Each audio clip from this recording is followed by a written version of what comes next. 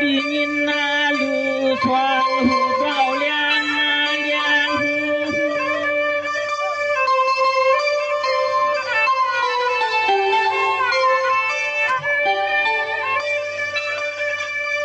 เชียงตวงนูยำพวงเมืองปอเลียงเนวนอเรียกยิงวันจวงยาสายสามาริทบหันใน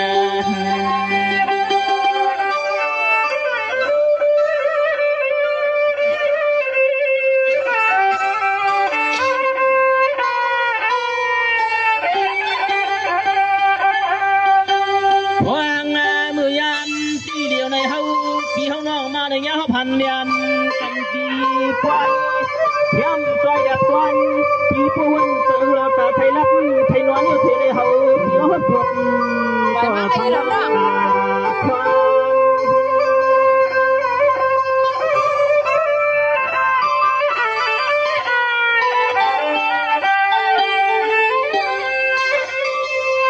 เนื่องน้องทำในน้อนี่เขาก็เคยย้อนวนย้อนหน้าปอให้มีเทความมันวันเปียวละต่อเขียวหน่อยยิ่งน้อยยิ่งวันนี้ที่เพื่อนตัวงาความใจที่เด็กขยินอ่อน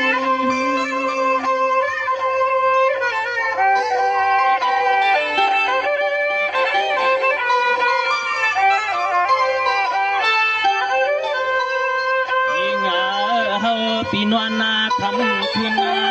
คำว่าคำชื่นเรียกดีเงาทันที่เฮาขบันเนี่ยเราจวงว่าอยู่น้องยิงปีที่จังหวัดมาเลยมาวัดก็รับเปลงทุกเมืองปีเฮาทางในนอน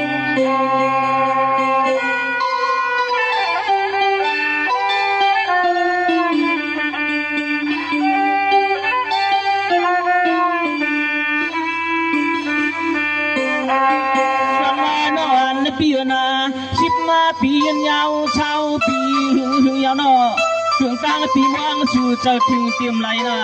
ตาใส่มึนควันยังก็ยืนตาลับตานอนตางคืนยาวปีก็ยืนตาลับตานอนตางขึ้นจึงนอนช่างก็ยินทานมันเหอแต่มีเจ้ามีความหือ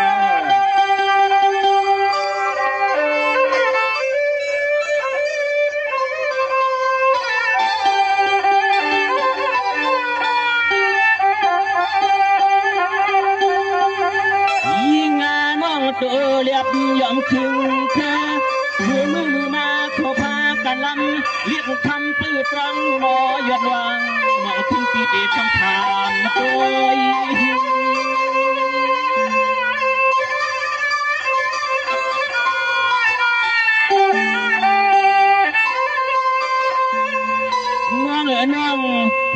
น้องมือนี่จ้องนอนปีนวดประมาณยาชักจากก่อนฟองปี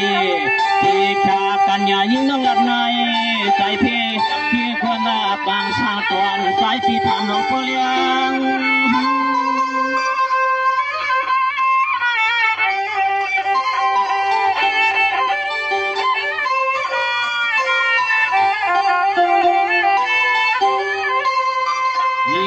น้องนาต้วยเมืองเจ้าก็เลี้ยงแล้วค่อยนาอันเป็นเจ้าควายเจ้าล่างไปให้บ้าก็เป็นปีหมอเจ้าตั้งแข่งสองคนละเกี่ยวกัน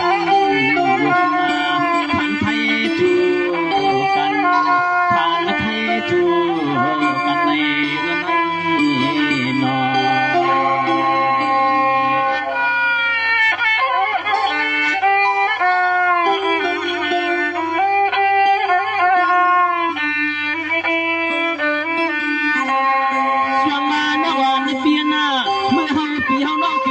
ทุกมหันกลมตันลังเชีย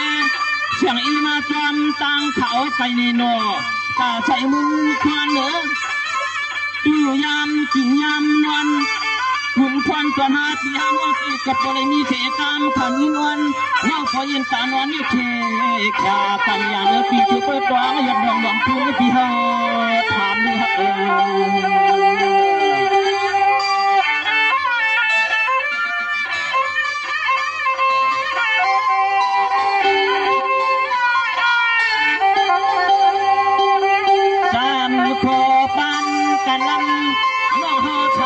หรับเดินทุกเมืองไปนิ่ง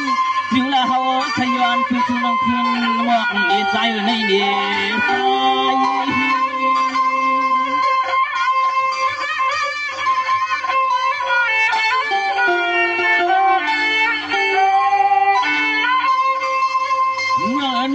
ทำในหันนายทำประเดหันที่อยู่ช่วยบอกกูปันจวงมาอย่าลีลวนคำก็ฮักเพื่อนปี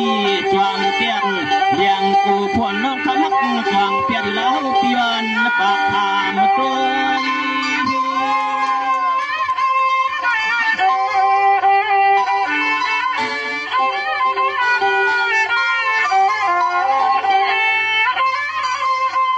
ยิ่งเฮาอยากสวยหน้าตาเจียมจังเรียกนางพี่เฮาที่รอห่างช่างตัว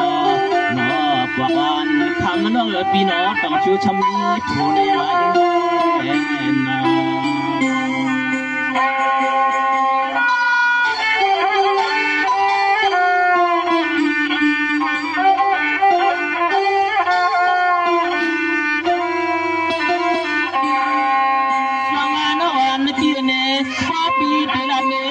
ปีนำนา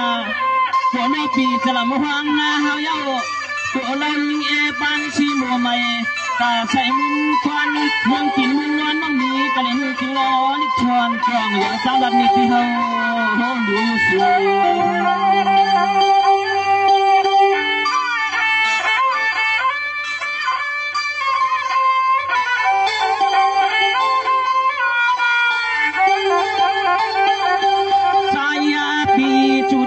ไปนี่ที่หูจีเกียงไปจังหวัดตรัง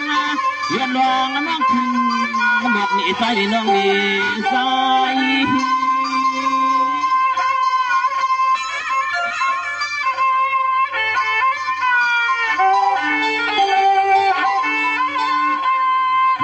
น้องผูกในตัวในปีก็ไปลัดกากางไปห่างไกลไปใช้การชวนหน้าชูหน้า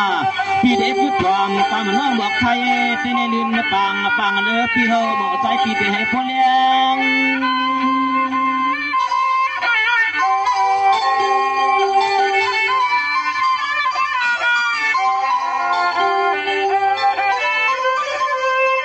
ยิ่งเฮาพี่เตไปเชียงมัดวัง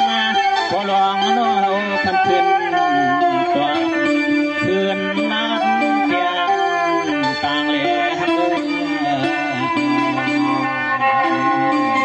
ก็ไอ้หันมายังไม่ส่งไปเลยหันที่อยู่ที่กินที่เช่า